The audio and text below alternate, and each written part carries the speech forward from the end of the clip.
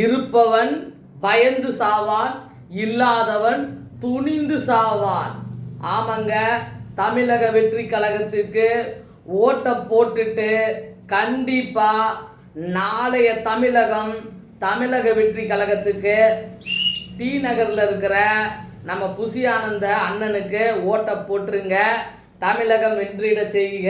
கண்டிப்பா அண்ணனை புண்ணியம் செய்தேனே நான் உன்னை அடைய, புன்னகை புரிந்தாயே பூமுகம் மலர, தன்னலம் கருதாத தலைவா நீ வாழ்க, பொன்னை போல் உள்ளம் கொண்ட அழகே நீ வாழ்க. ஆமாங்க, அண்ணன் அந்த மாதிரி பொன் மனசு உள்ளவர்.